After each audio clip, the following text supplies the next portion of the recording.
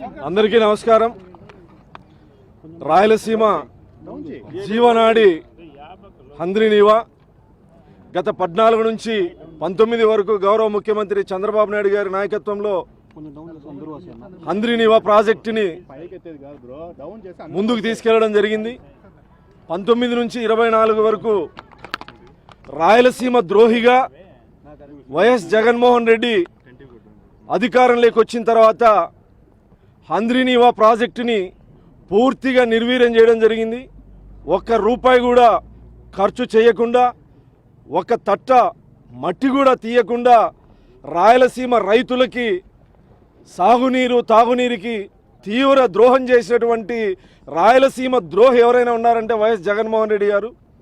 నిన్నటి రోజు వైఎస్ఆర్ కాంగ్రెస్ పార్టీ నష్ట నివారణ చర్యల్లో భాగంగా వైఎస్ఆర్ పార్టీ సీనియర్ నాయకుడు విశ్వేశ్వర్ రెడ్డి గారు సాక్షాత్తు రాయలసీమ, ఒంగోలు, నెల్లూరు నాయకుల సమావేశంలో సజ్జల రామకృష్ణారెడ్డి గారి నాయకత్వంలో జరిగినటువంటి సమావేశంలో ఏవైతే వాస్తవాలు మాట్లాడాడో, హంద్రీనీవా చంద్రబాబు నాయుడు గారు కూటమి ప్రభుత్వం అధికారంలోకి వచ్చిన తర్వాత వేల కోట్ల రూపాయలు ఖర్చు చేసి సాగునీరు అందించడం జరుగుతూ ఉంది.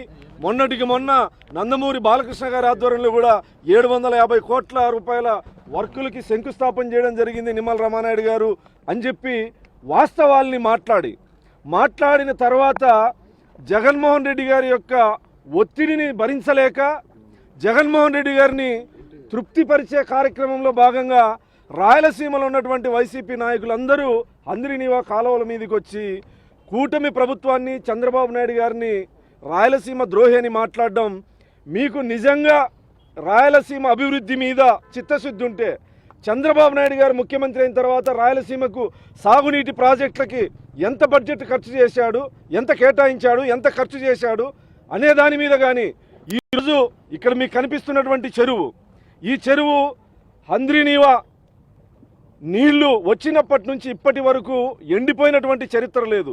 ఇక్కడే మొట్టమొదటిసారి చంద్రబాబు నాయుడు గారు జలహారతి ఇచ్చినటువంటి చెరువు.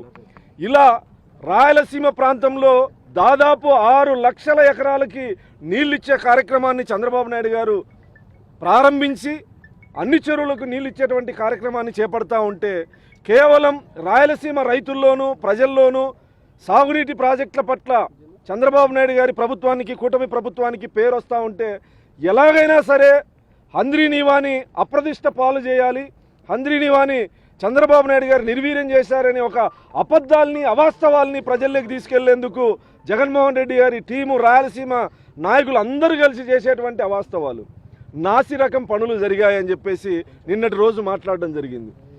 నాసి రకం పనులు జరిగాయని మీ దగ్గర విజిలెన్స్ నివేదిక ఉందా, కాగ్ నివేదిక ఉందా, లేదా కోర్టు తీర్పు ఉందా, లేదా రాజకీయాల కోసం అవాస్తవాల్ని మాట్లాడితే ప్రజలు నమ్ముతారనుకుంటా ఉన్నారా?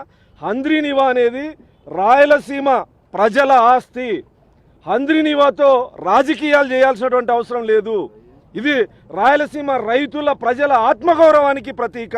అలాంటి ప్రతిష్టాత్మకమైనటువంటి ప్రాజెక్టు మీద అవాస్తవాల్ని మాట్లాడే ముందు మీరు కూడా మీ జగన్మోహన్ రెడ్డి గారి లాగా రాయలసీమ ద్రోహులుగా మిగిలిపోతారని చెప్పి ఈ సందర్భంగా తెలియజేస్తాను.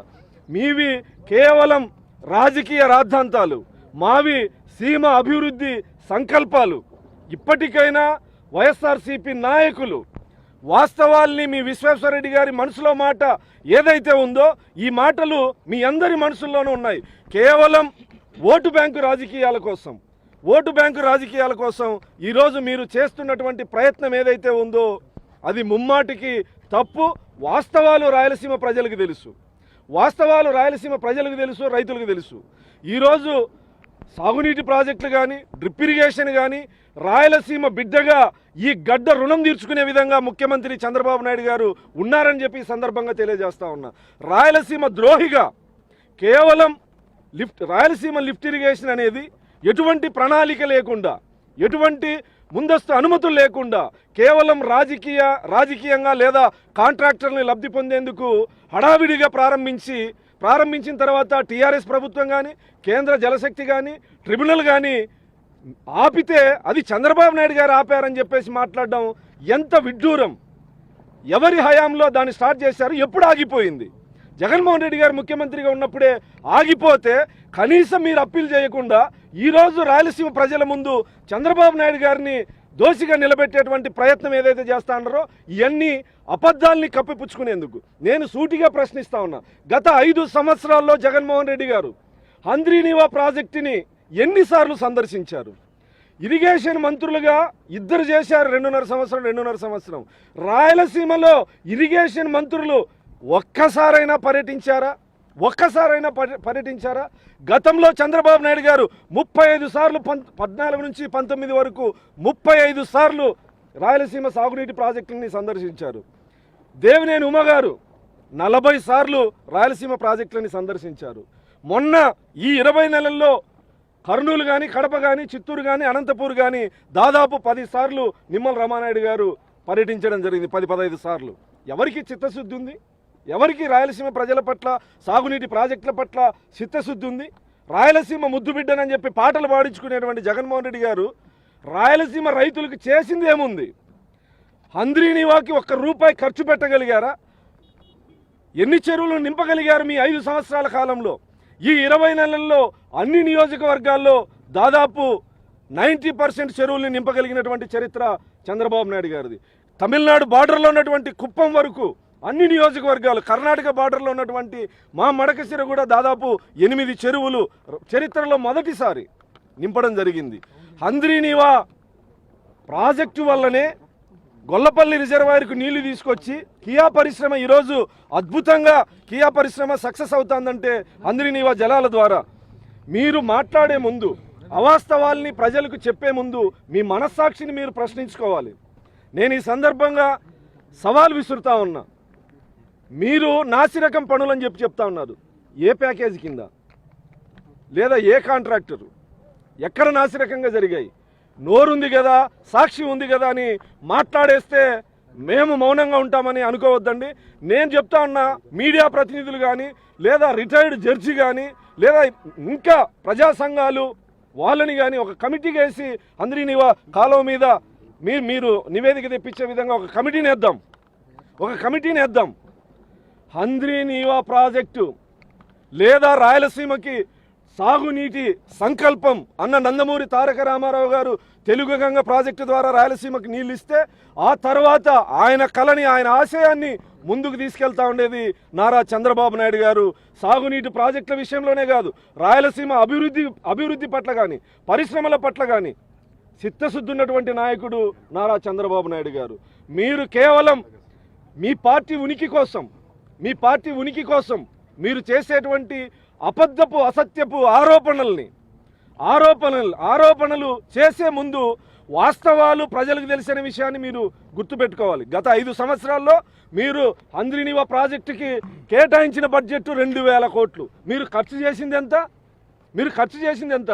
చంద్రబాబు నాయుడు గారు ముఖ్యమంత్రి అయిన తర్వాత 3,800 కోట్ల రూపాయలు ఖర్చు చేసి ఈరోజు నీళ్ళు ఇస్తున్నటువంటి చరిత్ర. మొన్నటికి మొన్న హిందూపురం, పెనుగొండ, మడకశిర బ్రాంచ్ కెనాల్కి 750 కోట్లతో పనులు ప్రారంభించడం జరిగింది. రాయలసీమ పట్ల చిత్తశుద్ధి ఉన్నటువంటి నాయకుడు, రాయలసీమ అభివృద్ధి సంకల్పం ఉన్నటువంటి నాయకుడు నారా చంద్రబాబు నాయుడు గారు. రాయలసీమ ద్రోహి వైఎస్ జగన్మోహన్ రెడ్డి గారు అనే విషయాన్ని ఈరోజు మేము ఈ కార్యక్రమాన్ని రాప్తా నియోజకవర్గంలో కుంటిమద్ది గ్రామం ఈ చెరువు దగ్గర ప్రారంభించి గౌరవ శాసనసభ్యురాలు సునీతమ్మ గారు, శ్రీరామ్ గారు, అదేవిధంగా పెనుగొండ, హిందూపురము, ధర్మవరము, పుట్టపర్తి నియోజకవర్గాల్లో కూడా ఈరోజు సాయంకాలం వరకు ఈ కార్యక్రమం జరుగుతుంది.